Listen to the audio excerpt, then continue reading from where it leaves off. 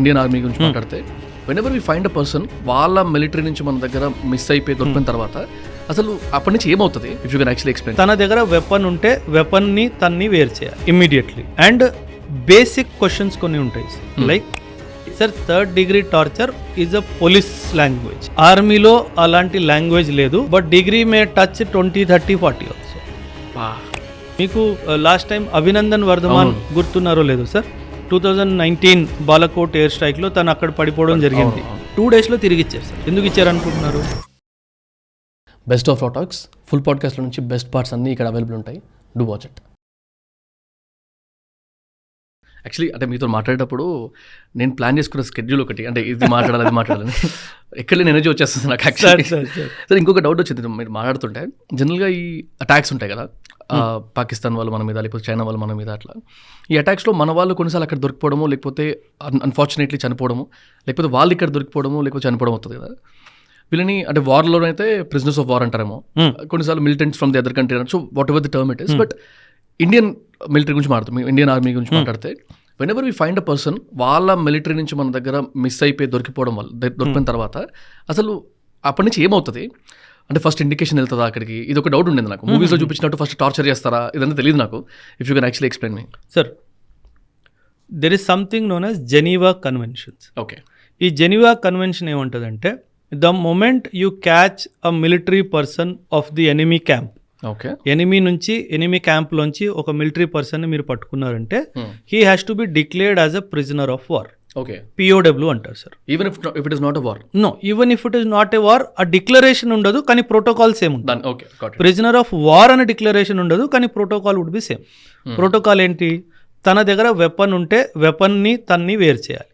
Okay, right, immediately. And basic questions కొన్ని ఉంటాయి sir, like who are you, where have you come from, what is your name, అంతే. Geneva convention ఏముంటుందంటే ఎటువంటి war details తన దగ్గర తీసుకోవడానికి వీల్లేదు. ఓ, అంటే వాళ్ళ కంట్రీ డీటెయిల్స్ తీసుకోవడానికి వీలుండదు.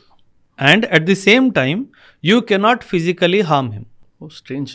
ఎందుకంటే వార్ అయిపోయిన తర్వాత కూర్చొని మాట్లాడుకున్నప్పుడు there is something known as POW exchange programme. Okay, prisoners of war exchange programme అని ఉంటుంది. సో ఆ ఎక్స్చేంజ్ ప్రోగ్రామ్ లో ఎక్స్చేంజ్ చేసుకోవాలి. కానీ వాస్తవంగా గ్రౌండ్ లో జరిగేది అది కాదు. మీరు అన్నట్టుగా third degree torture is a police language. Okay, ఆర్మీలో అలాంటి లాంగ్వేజ్ లేదు, but degree may touch 20, 30, 40 also. So those are all. కొంచెం మాట్లాడొచ్చా సార్? లేదు, అస్సలు లేదు. ఎందుకంటే not like that, because it is not very good to hear. It is not very కొంచెం అంటే you would have seen the movie Rambo 1, Rambo 2, Rambo 3. Rambo is caught. ఒక ఎలక్ట్రిఫికేషన్ షాక్స్ ఇస్తారు అన్ని చూసుంటారు. So that is a cinematic projection, much more worse than that. So this is where, sir, you know, the biggest torture is not to let you sleep. మిమ్మల్ని పడుకోనివ్వకుండా ఉంచడమే biggest torture sir. There is no torture bigger than that. After 72 hours ఎవడైనా give up చేసేస్తాడు sir. 72 hours వరకే you can handle it. 72 hours తర్వాత you cannot handle. So అక్కడ చాలా torture వస్తుంది sir, because they will not allow you to close your eyes. After 3 days of మంచి food పెడతారు చాలా. If is a senior officer or officer, he will be treated like an officer, but he will be not allowed to sleep.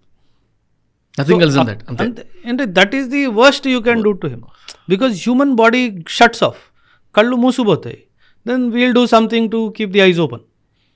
So that is the biggest torture. Not even able to imagine it. Sir, so we'll not get into the details of it. But yes, Geneva Convention talks about it. But Pakistan is known to break all the Geneva Convention. మీకు last time Abhinandan Vardhaman గుర్తున్నారో లేదో sir, 2019 Balakot air strike లో తను అక్కడ పడిపోవడం జరిగింది. 2 days లో తిరిగి ఇచ్చారు సార్. ఎందుకు ఇచ్చారు అనుకుంటున్నారు? ఇవ్వకపోతే India was very much with in it's right to go for a war with Pakistan. And because of this convention. Not only this convention sir. ఇప్పుడు సింపుల్ సార్, నా సైనికుడు మీ దేశం ప్రిజనర్ ఆఫ్ వార్ తీసుకుందంటే నేను నీ మీద దాడి చేసే హక్కు నాకు ఉంది. So to avoid that they have handed over. The moment hand over చేయగానే ఇంక తర్వాత మనం ఏం చేయడానికి వీల్లేదు. ఓకే, బికాస్ మనం అగ్రెసర్ అయిపోతాం. కానీ he was also harmed there, no? he would be harmed. అంటే ఫొటోస్లో వీడియోస్లో It is understood. It is, see, what happens is generally ఇలాంటి సిచ్యువేషన్స్లో సివిలియన్సే మిస్హ్యాండిల్ చేస్తారు okay more than the army, because ఆ కసి ఉంటుంది కదా sir. So that is where the problem comes. So ఆ సివిలియన్సే మిస్హ్యాండిల్ చేయడం కూడా చాలా చాలా అవకాశాలు ఉంటాయి. Thanks for watching the clip. Full podcast చూద్దాం అనుకుంటే వాచ్ ఇట్ హియర్.